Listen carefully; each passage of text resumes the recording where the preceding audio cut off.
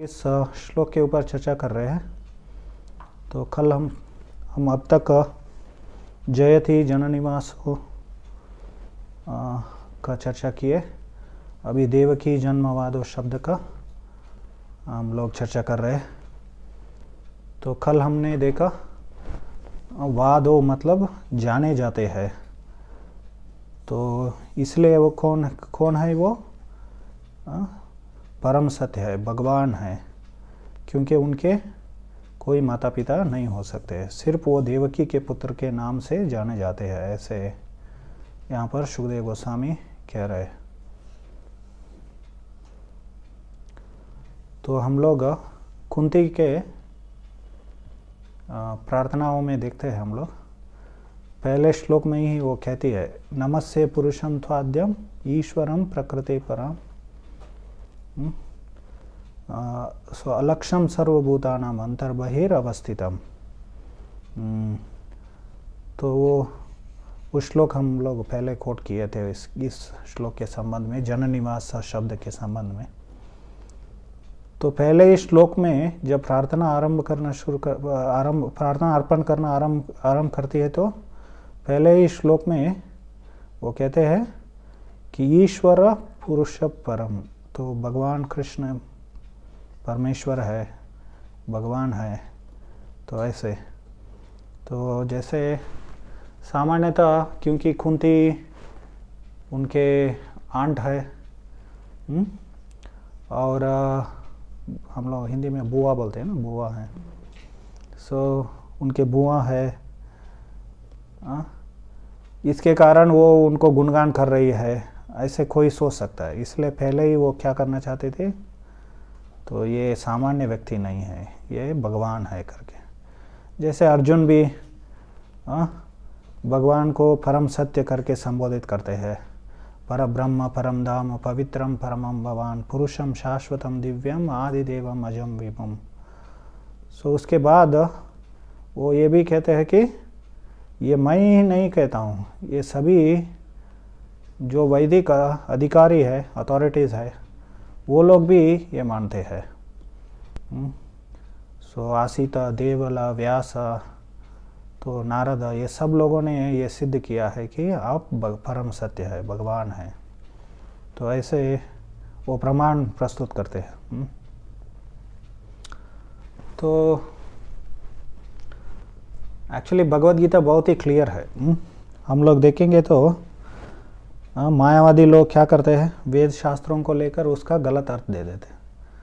लेकिन भगवद गीता पूरी तरह से स्पष्ट है, क्योंकि अर्जुन पूरी तरह से उनको क्या कर देते हैं, डिक्लेयर कर देते हैं कि आप ही परम सत्य होकर।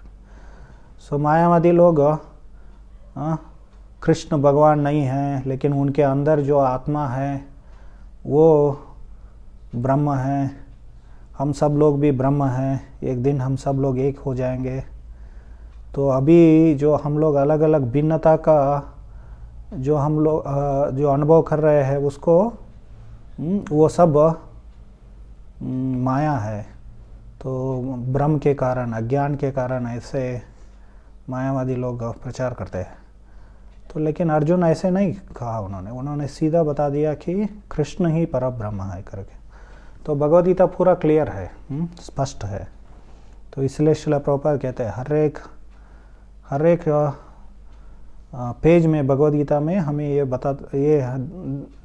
ये देखने को मिलती है कि भगवान कृष्ण ही परम सत्य है, ऐसे श्रील प्रभुपाद जी वर्णन करते हैं।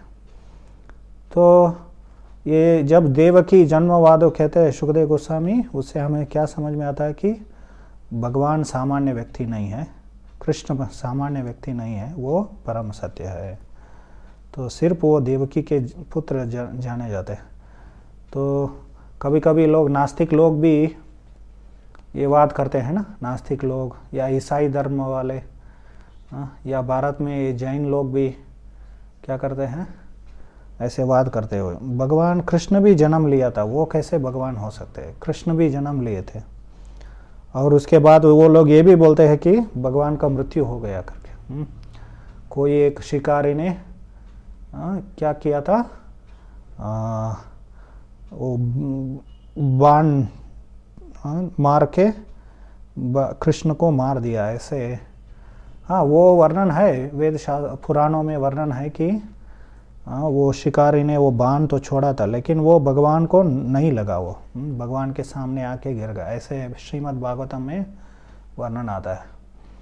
तो और कभी कभी ऐसा भी भगवान दर्शाते हैं कि भगवान अपना देह त्यागने का एक नाटक करते हैं, क्योंकि नास्तिकों को ठगने के लिए।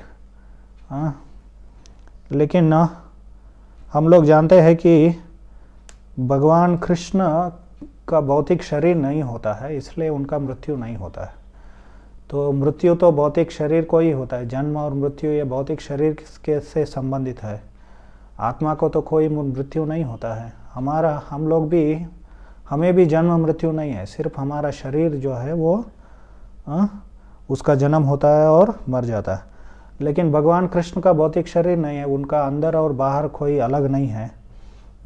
कूर्म पुराण में, भगवद गीता में, श्रील प्रभुपाद भगवद गीता के 9वें अध्याय के 34वें श्लोक के तात्पर्य में कूर्म पुराण से उल्लेख करके ये बताते हैं, देह देही विभेदोयम नेश्वरे विद्यते क्वचित। सो देह और देही के बीच में जो अंतर है वो सिर्फ जीवों में होती है, भगवान में, ईश्वर में नहीं होती है। तो मतलब भगवान कृष्ण के अंदर और बाहर एक ही वस्तु है, वो आध्यात्मिक है पूरी तरह से। उनका स्वरूप जो है वो आध्यात्मिक है, उसके लिए जन्म और मृत्यु नहीं होता है। आप कितना भी बाण छोड़ो, जैसे भगवद गीता में आत्मा के बारे में वर्णन आता है ना, नयनम छिन्दन्ति शस्त्राणि नयनम दहति पावक न चैनम क्लेदयन्त्यापो न शोषयति मारुतः।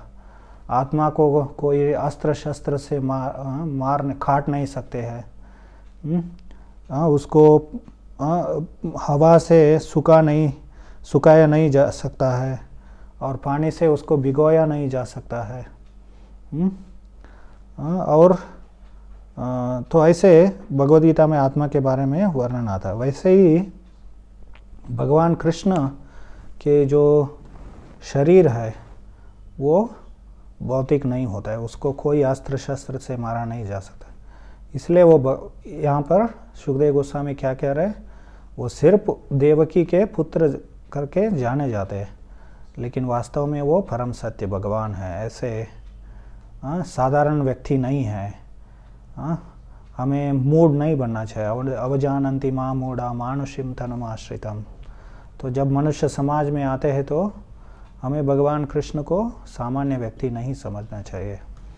तो इसका एक और अर्थ, देवकी जन्मवादो शब्द का एक और अर्थ श्रील प्रभुपाद यहाँ पर वर्णन करते हैं कि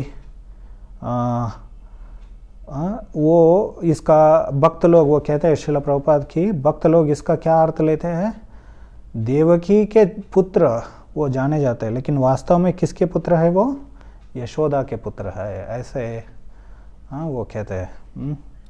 हम लोग देखते हैं जब भगवान कृष्ण देवकी और वसुदेव के सामने प्रकट हो गए, तो फिर वहाँ पर चतुर्भुज रूप में प्रकट हो जाते हैं। तो फिर देवकी और वसुदेव उनको प्रार्थना अर्पण करते हैं, बहुत विस्मित हो जाते हैं कि ऐसे बच्चा जन्म लिया है करके। लेकिन उनको समझ में आता है कि वो भगवान है करके, तो वो लोग प्रार्थना अर्पण करते हैं। उसके बाद भगवान कृष्ण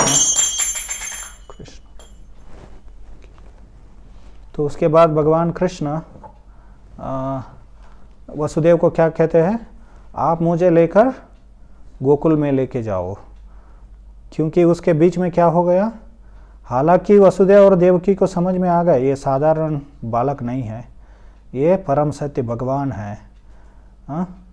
लेकिन फिर भी उनके हृदय में क्या था, वात्सल्य भावना था, तो वो भगवान को अपने पुत्र मानते थे। तो उनको डर भी आ गया उसके बाद, डर हो गया, भय उनके हृदय में भय हो गया, और उन्होंने वो सोचना शुरू कर दिया कि जैसे अन्य बच्चों को कंस ने मार दिया, वैसे ही कंस आकर क्या करेंगे, इस बच्चे को मार देंगे। तो उनको सांत्वना देने के लिए क्या करते हैं, भगवान कृष्ण कहते हैं कि आप मुझे एक वो गोकुल में लेकर जाइए, नंद महाराज के घर में मुझे छोड़ दो और उनके जो बच्ची है उनको आप लेकर आओ, ऐसे वो कहते हैं। तो और भगवान क्या है, वो द्विभुज रूप वो धारण करते हैं। तो वहाँ पर शब्द प्राकृत शब्द उपयोग किया गया, एक प्राकृत शिशु के रूप में प्रकट हो जाते हैं। तो हमारे आचार्य श्रील विश्वनाथ चक्रवर्ती ठाकुर वर्णन करते हैं कि प्राकृत शिशु मतलब हमें एक भौतिक सामान्य बालक नहीं समझना चाहिए। तो वो प्राकृत शब्द को वो स्वभाव, मूल स्वभाव वो संस्कृत भाषा से और भागवत के अन्य जगह से वो उल्लेख करके वो वर्णन करते हैं कि ये सामान्य बालक, प्राकृत मतलब उनका जो मूल स्वभाव है या मूल रूप है। कृष्ण के, भगवान के मूल रूप कौन सा है, द्विभुज रूप है, वो श्याम सुंदर रूप, कृष्ण रूप में वो परिवर्तित हो जाते हैं। तो फिर देवकी को वो भगवान कृष्ण को लेकर, बालक को लेकर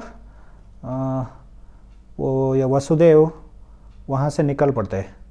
हालांकि उनके वो जेल में थे और उनके पूरा शरीर में वो जंजीरों से बंधे गए थे वसुदेव, लेकिन भगवान के शक्ति के, अचिंत्य शक्ति के प्रभाव से वो सब खुल जाते हैं। तो वसुदेव उनको लेकर नंद महाराज के घर में आके रात को वहाँ से, तो वो नंद महाराज के जो पुत्री थी, यशोदा को पुत्री होती है ना, वो लेकर वापस आ जाते। फिर भगवान के पूरा बाल्य लीलाएं कहाँ हो जाते हैं, तो वृंदावन में हो जाते। तो असली जो वात्सल्य प्रेम को आस्वादन करने के लिए भगवान किसको अवसर प्रदान करते हैं, वो यशोदा को अवसर प्रदान करते हैं। हालांकि देवकी के पुत्र के रूप में जन्म लिया भगवान ने, लेकिन वास्तव में वात्सल्य प्रेम का अवसर किनको प्रदान करते हैं, वो यशोदा को देते हैं। इसके कारण भगवान कृष्ण वास्तव में देवकी के पुत्र नहीं, लेकिन वो यशोदा के पुत्र है। ऐसे भक्त लोग ये शब्द देवकी जन्मवादो शब्द का अर्थ लेते हैं। और दूसरा अर्थ है या तीसरा अर्थ हम लोग देखेंगे तो यशोदा का नाम भी क्या है, देवकी है। तो इसलिए एक और नाम देवकी, यशोदा का एक और नाम था, वो देवकी था। इसलिए कभी कभी भागवत में भी सुखदेव गोस्वामी यशोदा को देवकी करके संबोधित करते हैं। तो हम लोग ये शब्द को देवकी जन्मवाद मतलब आप देवकी के पुत्र कहकर जाने जाते, इसको हम लोग ये भी समझ सकते हैं कि यशोदा के पुत्र, यशोदा नंदन के पुत्र भी जाने हम लोग ले सकते हैं। ये तीसरा अर्थ है। हम लोग चौथा अर्थ देखेंगे तो वास्तव में भगवान कृष्ण वृंदावन से बाहर आते नहीं हैं। ब्रज से बाहर वो एक श्लोक है, वृंदावनम परित्यज्य पदम एकम न गच्छति। तो वृंदावन को त्याग करके एक पद भी, एक कदम भी बाहर नहीं रखते हैं भगवान कृष्ण। तो इसका अर्थ क्या है कि जब भगवान कृष्ण देवकी के सामने प्रकट हुए थे, देवकी के पुत्र के रूप में प्रकट हुए थे वो कंस के जेल में, वो मूल कृष्ण नहीं है, श्याम सुंदर कृष्ण नहीं है। वो चतुर्भुज में प्रकट हुए थे, वो भगवान विष्णु या नारायण थे। वो हालांकि एक ही व्यक्ति है, लेकिन फिर भी मूल रूप कौन सा है, भगवान कृष्ण है। तो वो जो भगवान का मूल रूप जो होता है, आदि स्वयं भगवान या आदि भगवान हम लोग या अवतारी कृष्ण हम लोग कहते हैं, जो अवतार नहीं है, उनसे जो अवतार सब निकलते हैं, वो वृंदावन छोड़कर कभी बाहर नहीं आते हैं। तो फिर क्या हुआ यहाँ पर कृष्ण जन्म का रहस्य श्रीमद् भागवतम में हमारे एक आचार्य श्रील विश्वनाथ चक्रवर्ती ठाकुर वो वर्णन करते हैं। तो श्रीमद् भागवतम के दशम स्कंद के तीसरे अध्याय के 47वां श्लोक में वर्णन आता है, ततश्च शौरिर भगवत प्रचोदितः सुतम समादाय स सूतिक ग्रहात् यदा बहिर्गन्तुम येष थर्यजा या योगमाया जनी नंद जयाया। तो वो कहते हैं कि सुखदेव गोस्वामी कहते हैं,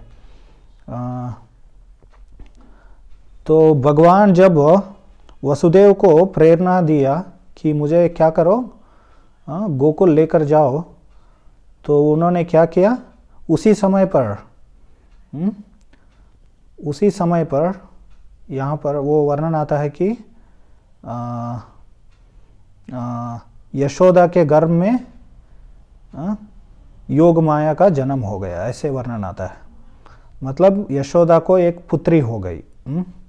तो उसका अर्थ है योग माया, भगवान के जो अंतरंग शक्ति है, तो वो यशोदा के पुत्री बनकर नंद महाराज के घर में जन्म लिया। तो ऐसे यहाँ पर वर्णन आता है, या योग माया जनी नंद जाया। सो नंद जाया, नंद महाराज के पुत्री के रूप में योग माया का जन्म हो गया।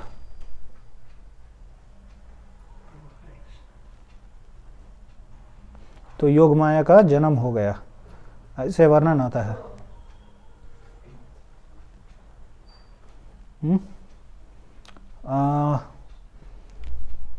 तो नंद महाराज को तो पुत्री हुई, तो लेकिन श्रील विश्वनाथ चक्रवर्ती ठाकुर ये हरिवंश पुराण से उल्लेख करते हैं कि हरिवंश में, पुराण में ऐसे वर्णन आता है कि जब वसुदेव के भगवान वसुदेव और देवकी के सामने मतलब प्रकट हो गए, उसी समय पर नंद महाराज के घर में भी एक पुत्र का जन्म हुआ, ऐसे वर्णन करते हैं। तो लेकिन अभी यहाँ पर भागवत में क्या वर्णन आता है कि जब भगवान ने प्रेरणा दिया, जब अभी भगवान प्रकट हो गए, फिर प्रार्थनाएं अर्पण हो गए, उन दोनों के बीच में चर्चा हुई, भगवान और उनके माता पिता के बीच में। तो उसके बाद जब उन्होंने बताया कि मुझे लेकर जाओ, तब वहाँ पर पुत्री का जन्म हुआ, ऐसे वर्णन। तो हरिवंश में और भागवत में विरोधाभास आ जाता है। तो इसलिए विश्वनाथ चक्रवर्ती ठाकुर क्या वर्णन करते हैं कि एक ही समय भगवान यशोदा के पुत्र बनकर भी आए, प्रकट हुए, और देवकी के सामने भी प्रकट हो गए, और बाद में एक और बच्ची का जन्म हो जाता है यशोदा में, मतलब वहाँ पर ट्विंस का जन्म होता है। तो दो बच्चों का वहाँ पर जन्म हो जाता है। तो एक उसमें एक पुत्र था और दूसरा पुत्री थी। तो ऐसे श्रील विश्वनाथ चक्रवर्ती ठाकुर, क्योंकि बाद में ये तीसरे अध्याय के हम लोग दशम स्कंद के 47वां श्लोक का चर्चा हम लोग कर रहे हैं। फिर उसके बाद चौथे अध्याय के 9वें श्लोक में योग माया को अनुजा कहा गया, योग माया, क्योंकि वहाँ पर क्या वर्णन आता है, तो वसुदेव वापस लेकर आए वो बच्ची को, और कंस को पता चल गया कि बच्ची का जन्म हुआ है, तो उनको मारने के लिए वो आ गए। तो फिर उसका वो वर्णन आता है वहाँ पर। तो और योग माया उनके हाथ से फिसल कर अपने मूल रूप में आ गई और कंस को शाप दिया, कंस भय। तो वो सब वर्णन वहाँ पर आता है ना, चौथे अध्याय के आरंभ में, दशम स्कंद के जो। तो वहाँ पर 9वें श्लोक में क्या आता है, अनुजा करके संबोधित किया गया है। तो भगवान के बहन, छोटी बहन, अनुजा मतलब अनुज मतलब छोटा भाई, अनुजा मतलब छोटा बहन। तो छोटा बहन, इसका अर्थ क्या है, श्रील विश्वनाथ चक्रवर्ती ठाकुर उसका अंदरूनी अर्थ क्या बताते हैं कि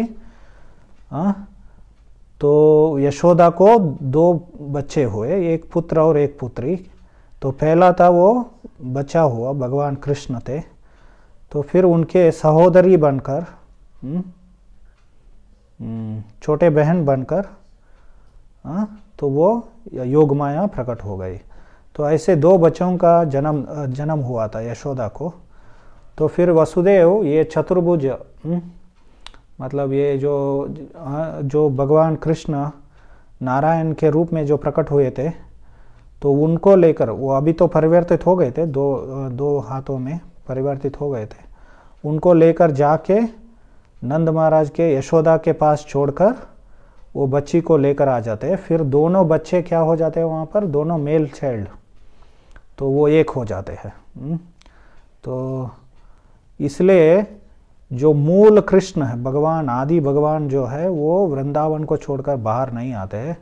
जब मथुरा और द्वारका में जो भगवान लीला करते हैं कृष्ण के रूप में, वो नारायण के अवतार है, चतुर्भुज रूप है, वासुदेव कृष्ण हम लोग बोलते हैं ना, वासुदेव मतलब वो चतुर्भुज में क्या बोलते हैं उसको, चतुर्व्यूह में वासुदेव संकर्षण अनिरुद्ध प्रद्युम्न भगवान के विस्तार होते हैं, तो उनको चतुर्व्यूह कहते हैं। वो वासुदेव जो है वो मथुरा और द्वारका कृष्ण के रूप में प्रकट हो जाते हैं। तो जब भगवान कृष्ण वृंदावन छोड़कर मथुरा आए, हम लोग देखते 11 साल भगवान वहाँ पर वृंदावन में उनकी बाल्य लीलाओं को करते हैं। फिर उसके बाद वो मथुरा आ जाते हैं।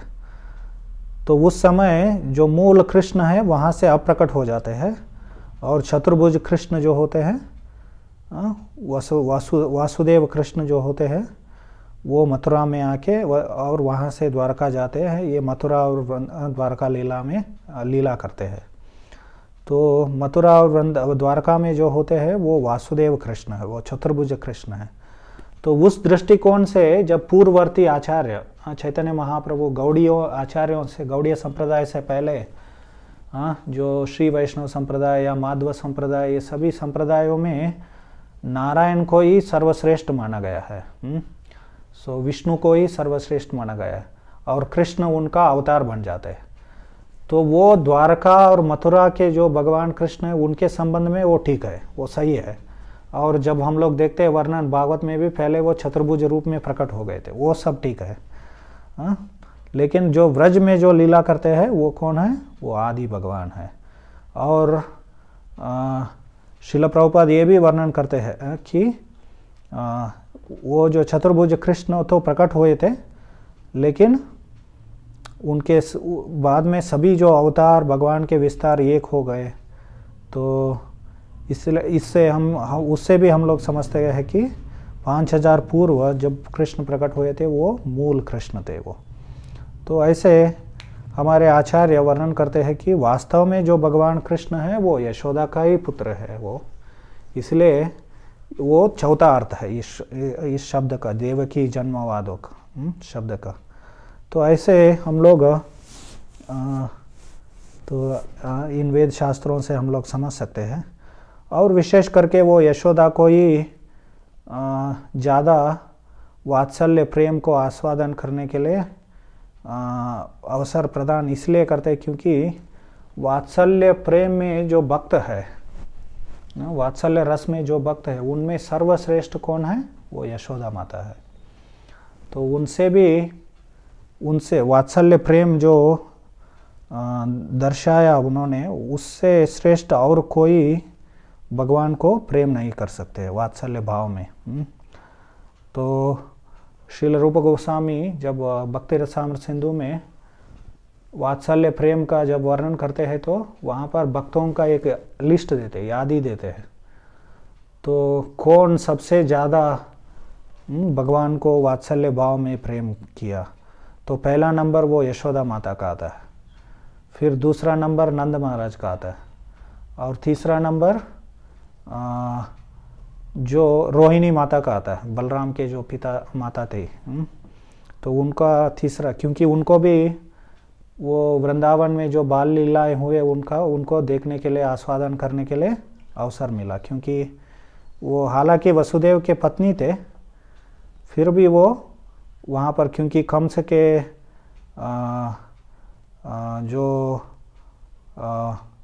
जो अट्रॉसिटीज़ के कारण, तो उसके कारण सभी यदु वंश के जो परिवार, यदु परिवार में जब सब लोग इधर उधर चले गए थे, तो वसुदेव ने रोहिणी को यहाँ पर नंद महाराज के यहाँ भेज दिया था।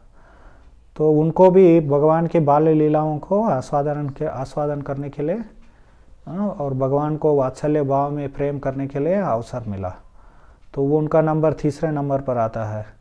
फिर उसके बाद चौथे नंबर पर जो अन्य वृद्ध गोपियाँ थे, मतलब यशोदा और रोहिणी के आयु के थे, जो भी वो लोग भी क्या किया, उन्होंने भगवान को वात्सल्य भाव में प्रेम किया उन्होंने।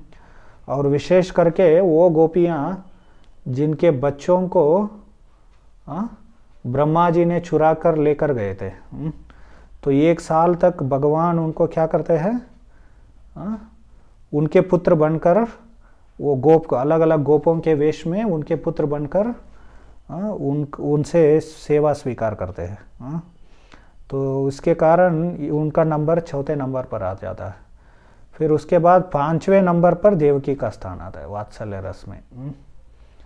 और छठे नंबर पर वसुदेव के अन्य जो पत्नियां थी, वसुदेव के 16 पत्नियां थी, तो उनका नंबर आ जाता है। तो फिर 7वें नंबर पर कुंती महारानी का स्थान आता है। तो कुंती महारानी भी भगवान के बुआ बनकर आई, तो भगवान को वात्सल्य प्रेम में सेवा किया उन्होंने, तो उनका स्थान आता है। फिर 8वें नंबर पर वसुदेव का स्थान आता है। तो फिर 9वें नंबर पर वो भगवान के जो गुरु थे सांदीपनी मुनि, उनका स्थान आता है। तो ऐसे रूप गोस्वामी वात्सल्य भाव में जो भक्त थे उनका वर्णन करते हैं। तो इसलिए यशोदा का स्थान सर्वश्रेष्ठ है। तो भागवत में तो बहुत उनके बारे में गुणगान किया, उनके प्रेम के बारे में। क्योंकि भगवान, वो आप लोग जानते हैं ना दामोदर लीला, तो वहाँ पर वर्णन आता है कि योगी लोग कितने हजारों साल तक भगवान के ऊपर ध्यान करते हैं, भगवान को अपने ध्यान में बांधने के लिए कोशिश करते हैं, पकड़ने के लिए कोशिश करते हैं, लेकिन फिर भी भगवान उनके पकड़ में नहीं आते हैं।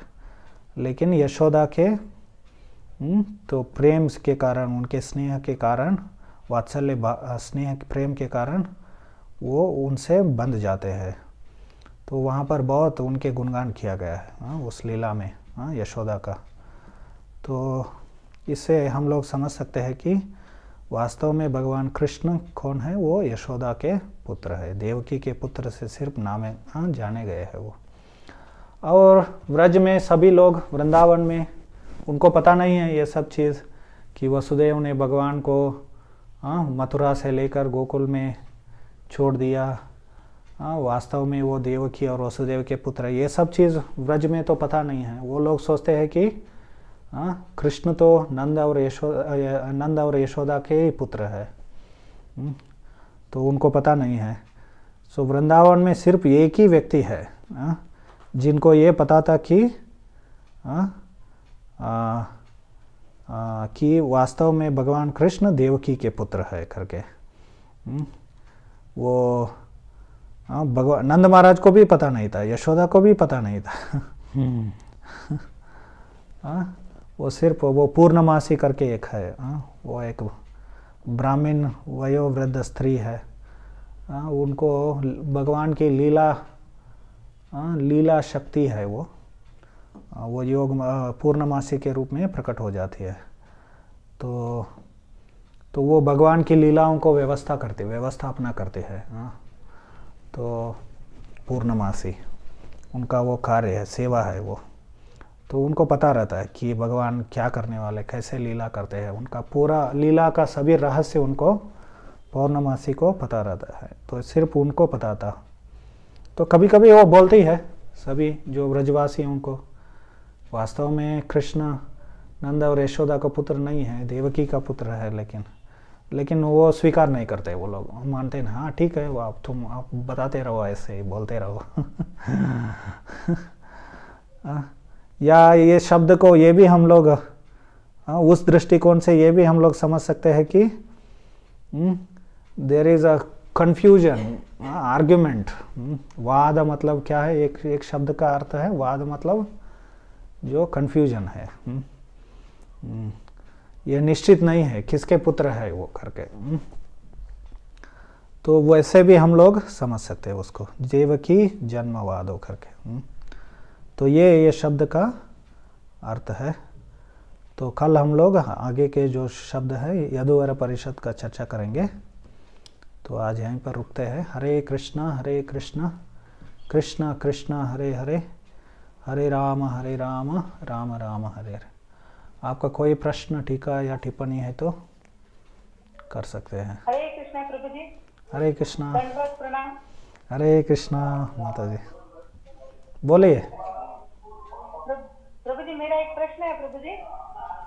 बोलिए, सुन रहा हूँ मैं। प्रभु जी अभी जो लोग सब वृंदावन जाते हैं ना, हाँ हाँ, वो कोई घूमने के इरादे से जाते हैं, कोई भगवान के दर्शन होंगे, भगवान की भूमि है, मतलब उनके अलग अलग भाव होते हैं। लेकिन प्रभु जी तो आने के बाद लोग कुछ ऐसा बोलते हैं कि वहाँ पे तो कुछ अच्छा नहीं है, इससे बदबू आती है, वहाँ के जो पंडित वगैरह है वो लोग भी है। तो प्रभु जी कहाँ तक सच है? हाँ, वो सब ठीक है।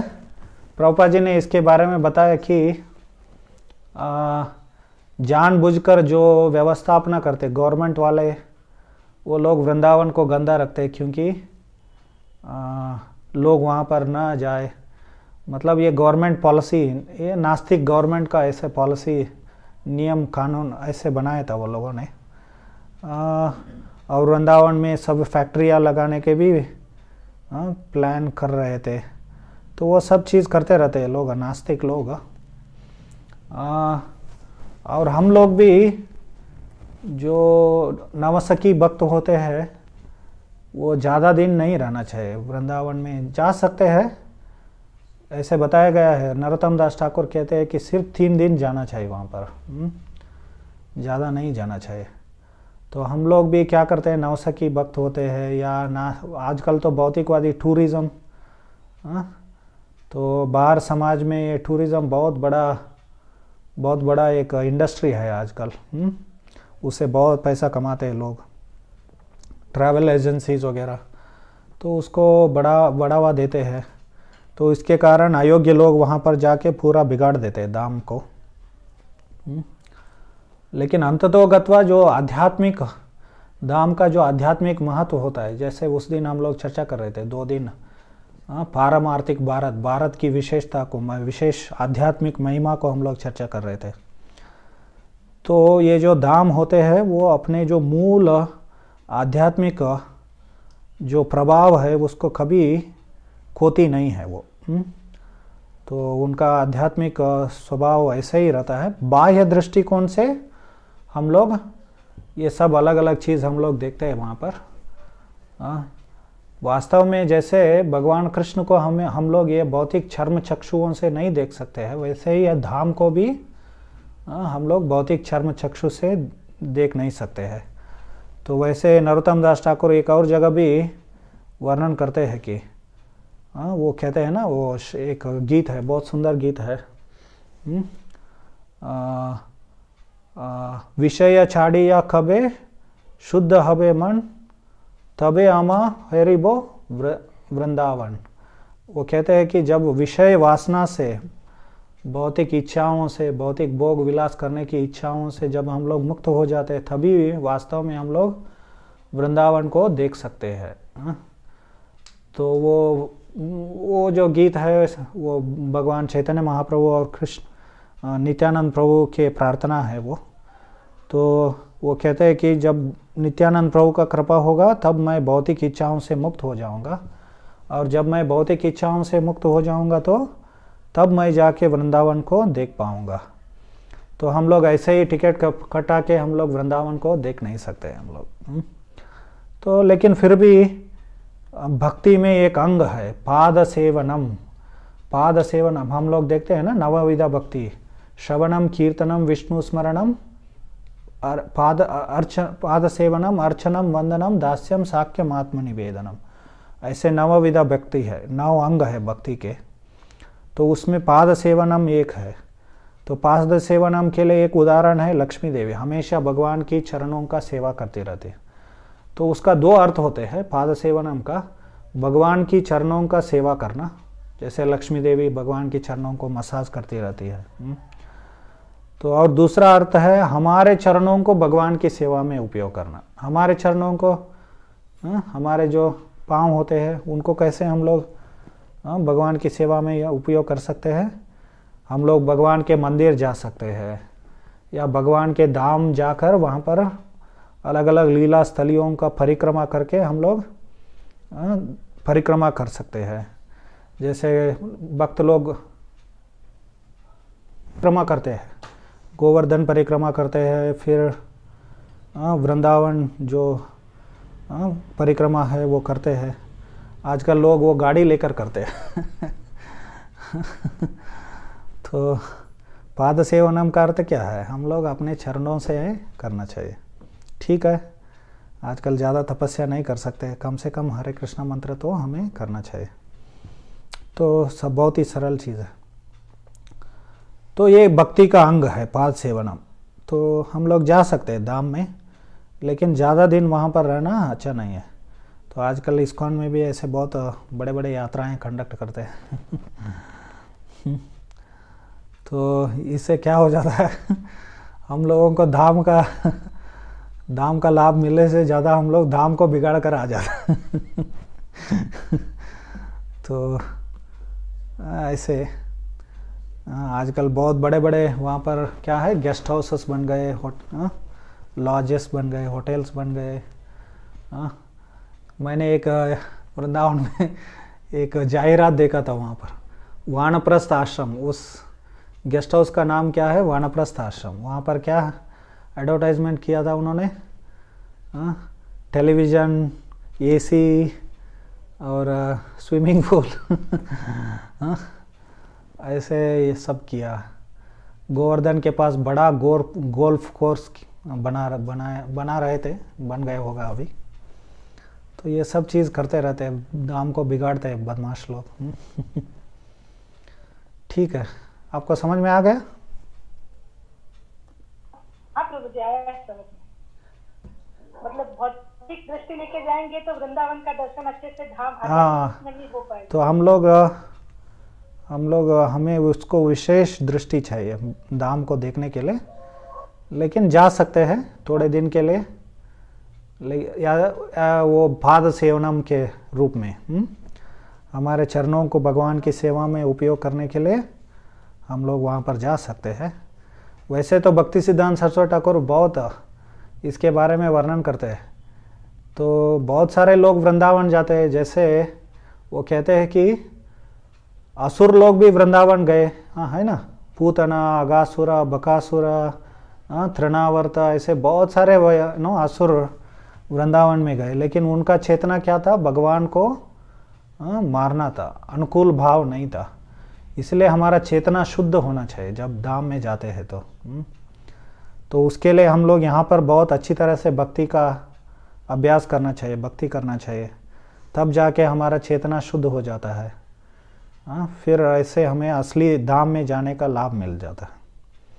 तो आजकल ऐसा भी चल रहा है, प्रथा हमारे इस्कॉन में भी चल रहा है, कि भक्त लोग बहुत सारा पैसा कमाते हैं, पैसा कमा के जाके क्या कर देते हैं, मायापुर में, वृंदावन में बड़ा अपार्टमेंट ले लेते हैं, या अपार्टमेंट का बिजनेस भी करते हैं। तो रियल एस्टेट बिजनेस, इससे सब दाम का जो वो दाम को हम लोग बिगाड़ देते हैं। एक जगह पर ऐसे दाम में 10 अपराध बताया गया, दाम अपराध बताया गया।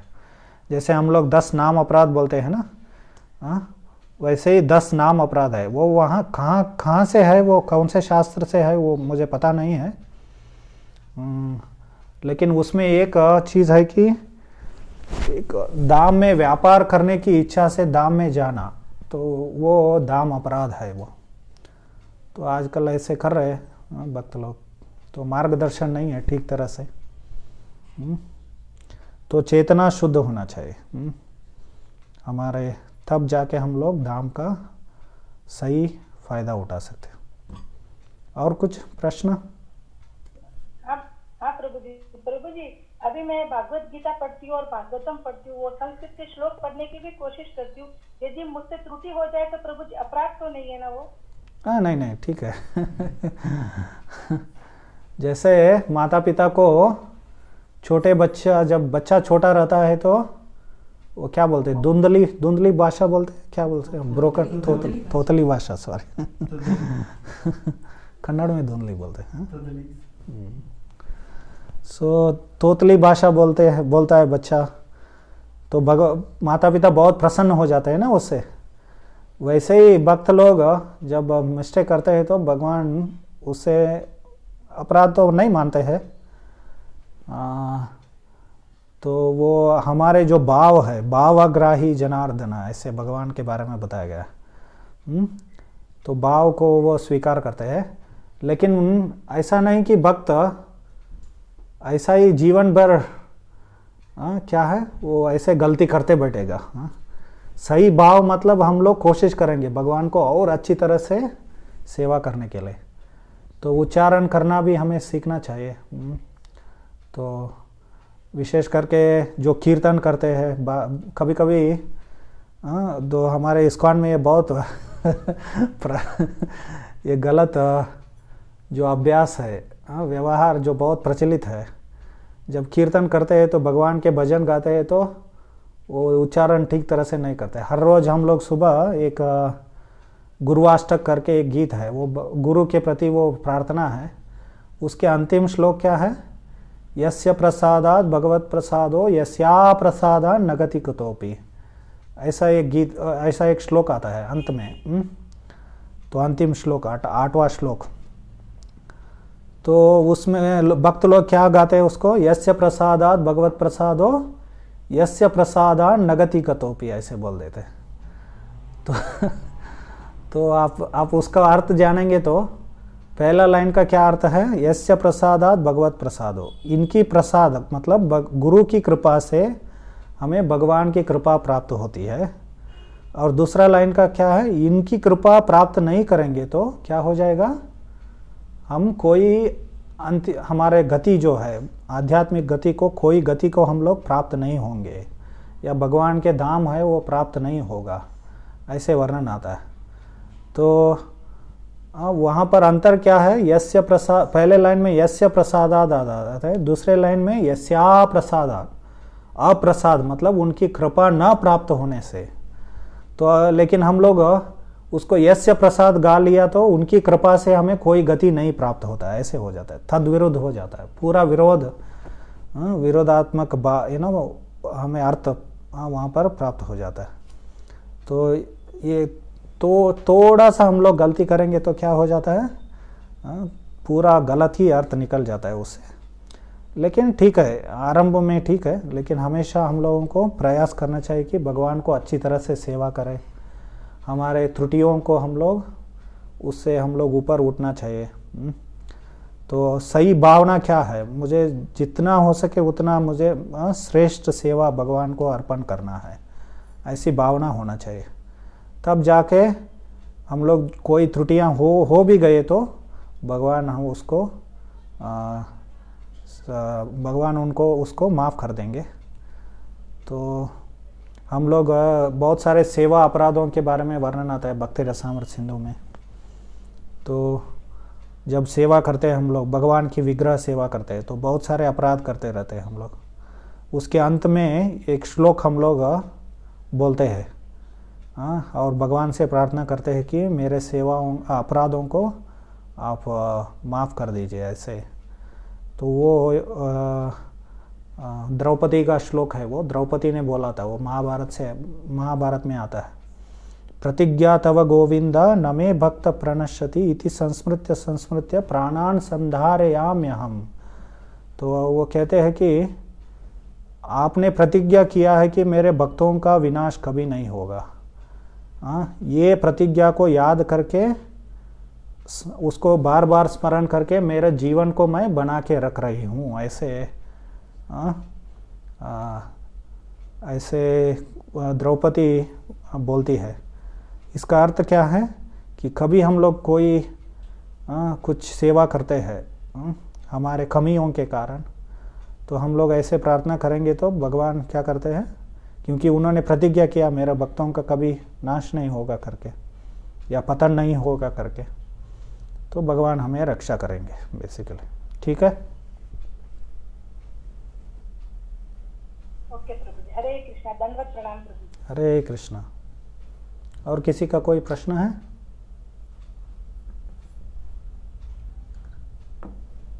ठीक है, हम लोग यहीं पर रुकते हैं। हरे कृष्णा।